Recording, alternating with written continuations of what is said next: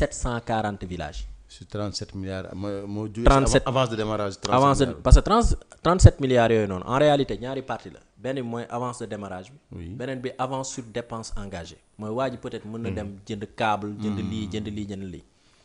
waa léegi loolu yëpp ñi 37 milliards li ñu ci utiliser matul 3 milliards ay 2 milliards et quelques parce que soo defee le calcul 91,97 milliards divisé par 1740 on se retrouve à environ 52 millions. Donc 40 villages boo ko multiplier par les ça te donne combien environ 2 1 milliard même pas 2 milliards. milliards 1 milliard nangam. léegi su leen léegi yeneen 36 milliards wala 35 milliards fan la dem. waaw loolu la Thierno Alassane Sall di laaj ah. loolu la Thierno Alassane Sall di laaj léegi ñu yóbbu ko ci terrain politique alors que li mu leen wax nii c'est par devoir de transparence et de redevabilité kese waxuñu ne da nga détourner de c'est-à-dire ba pare dañu indi li nga xamante ne moom mooy phase pilote ci affaire bi. nee nañ 40 villages mooy phase pilote. Est-ce que dans le contrat initial il y avait une phase pilote te xam nga toute modification d'un contrat ci wàllu volume yi. dafay susciter nga dem outil li nga moom mooy da ngay def avenant.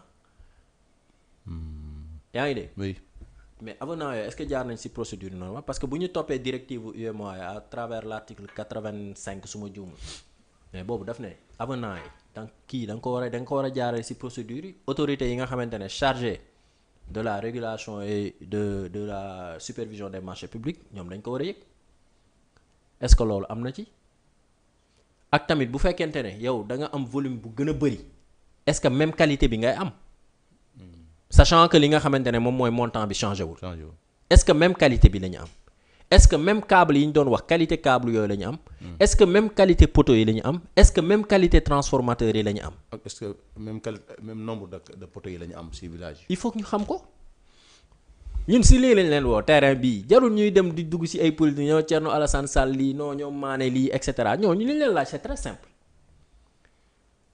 da ngeen war a def 1740 villages en 15 mois li ngeen def ci village motul 40 je pense loolu tax banque bi bañ a s'entendre bañ a mais bien sûr débloquer, parce que banque bi pour mu décaisser xaalis il faut que yow nga indi ay procès-verbaux de mise en service andi ay factures yu mel ne utiliser nga les 37 milliards d'abord. waaw mais xam nga 37 milliards li nga ci mën a defar war na mën a toll ay environ 400 wala 500 villages léegi yow bu fekkee 40 nga si def te indiwoo yeneen procès-verbaux de mise en service yooyu noonu naka lañ lay jox sa décaisser waate lay xaalis wax ñu d'abord 37 milliards yi fan ngeen ko utiliser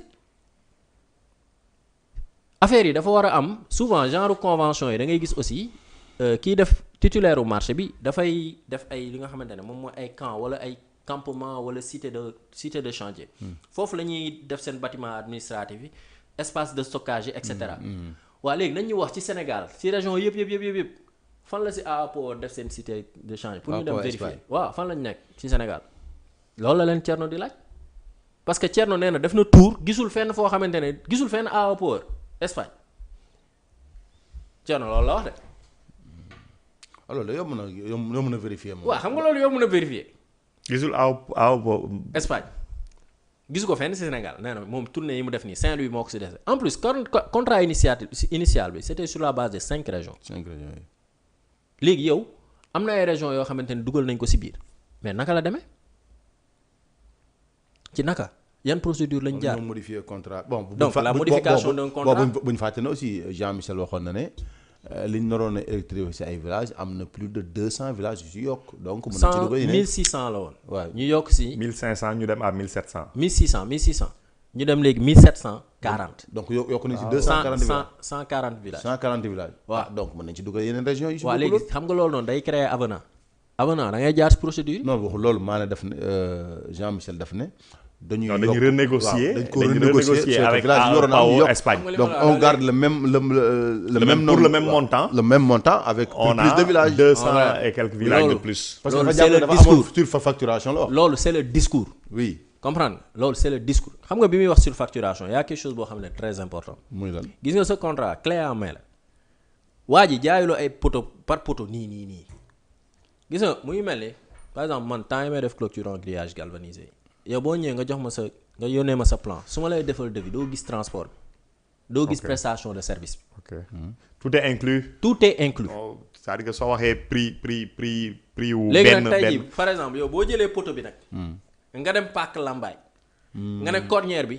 da laajte waaj nga ne non waaj nee na dafa may cornière 3 mètres 50 bi temps la ma koy jël dana na non. xaajul jar loolu. xaajul jar loolu. fekk am na transport bi main d'œuvre bi. peinture bi. pose bi ak ni ngay bënnee kii nu mu tudd comment ça s'appelle encore trou yi kii war a jaar. et cetera et cetera. léegi nañ ñu wax surfacturation bi fan la. ba pare tey corridor bi mooy c'est-à-dire fii kii yi di jaar ligne yi. corridor boobu noonu dafa am emprise bi am na foo xamante ne yow mun nga dal ci garab da nga ko war a dagg. am na foo xamante ne da nga war a élaguer da nga mais loolu ay coût la léegi l'ensemble de ces choses comme moom yokku na léegi naka la demee lañ koy laaj est-ce que même qualité bi nga am qualité produit yi est-ce que même chose la béton bi est même chose la ba pare diagramme de Gantt bi c'est-à-dire tey lay won ne phase yi fii la achat yi nii la demee. temps de période lay jël. mise en place chantier yi nu mu tudd campement yi nii temps lay def mise en service yi telle période la war a commencer léegi bu fekkee dafa am renégociation nañ génne beneen diagramme de Gantt bi ñu xam parce que ils ont 3 ans pour faire ça te 15 mois dem na. 15 mois dem na. 15 mois yow lan nga yow li nga def ci liggéey mu ngi toll ci 1,7% wala 2% maximum parce que 40 villages sur 1700 mais loolu ce n'est rien du tout en 15 mois. léegi yow yaakaar nga yeneen 15 mois yeneen 17 mois yi wala 18 mois yi war a ñëw nii yow mën nga def 1000 nangam yooyu noonu ñii dañ bàyyi caaxaan waaye grand. nañ xaar ba xam après. en tout cas man li ma jàpp sur cette question là am si sax lii permettre ba ñoom ñu am un nombre de villages à électrifier boo xamante ne dafa yokk c'est très simple gars yi duñ ay philanthrope dañuy liggéey c'est pour faire du profit donc quand on exclut le Sénégalais.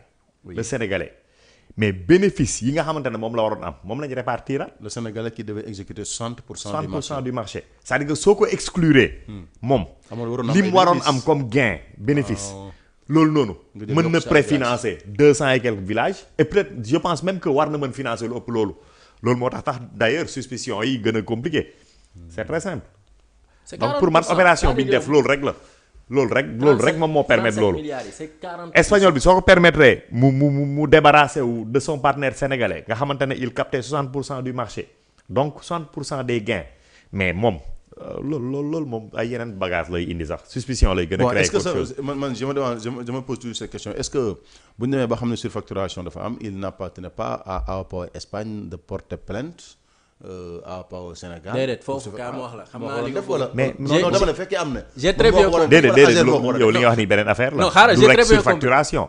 j'ai très bien compris li ngay wax ni du rek surfacturation. Azer kan la signé contrat. AOPAO Espagne. très bien léegi bu fekkee kee dafa surfacturé. kan moo ko indil facture kan moo ko indil le contrat ak quantitatif yi. que AOPAO Espagne normalement. très bien AOPAO Espagne kon moo validé surfacturation. waaw loolu laa dama ne. moom bu demee ba découvrir ne dafa top sa logique léegi bu fekkee ne ñoom dañuy gis ay surfacturation kii du porter kii plainte. non ñoom dañ ne c'est-à-dire après AOPAO Espagne moo dem ba gis ne AOPAO Sénégal daf doon surfacturé. ma ne léegi est-ce que du AOPAO Espagne kon moo war a dem plainte AOPAO moo war a dem plainte AOPAO bu Sénégal. xam nga lii mais pas Azer quoi. xam nga surfacturation sur un marché public c'est très difficile déjà à établir muy benn affaire mais deuxième chose bi c'est-à-dire que ce que je peux comprendre su fekkente ne AOPAO Espagne moom moo wax loolu mooy AOPAO Espagne dafay wax ni le poteau te revient à 1000 francs par exemple. mu gis ni AOPAO Sénégal moom. peut-être ci facture yi mu def jox ko gars yi et loolu noonu normalement AOPAO Espagne ak kii ñoom ñoo contracté moom daf leen proposer peut-être 3000 francs mu jàpp ni peut-être ni mu toojee affaire yi dafa ëpp. loolu la mën nekk mais yow alors que ça c'est-à-dire que espagnol bi daf koy wax 300000 500000 400000 moom mu yóbbu ko à 1 million. peut-être loolu lañ ci mën comprendre alors que moom moo contracté ak Azer. donc moom moo validé. prix yooyu noonu waa ji joxe. affaire bi di lu bandi la. mon frère xawla. saa waay aide-moi ma teggi kii ci marché bi li ci des man ma yokkal la say village après nag am na tax xaalis buy des boo xam ne il faut ñu wax ñu fan la jaar. Baldi Azer dañ koy Azer ça fait plus de 20 ans mu nekk dans l'électrification. waay Azer man am naa goro bu ci nekkoon. bu mu nekk ak moom en partenariat. depuis Modibo Diop sur le plan technique. yaa ngi dégg Azer am na ay convention ay contrat ak ay Comacel am na ay contrat ak Gof. am na contrat ak ñeneen c'est-à-dire am na contrat yoo xam moom moo koy def ak fonds propres. et de là aussi il faut ñu leeral benn biir. Ouais.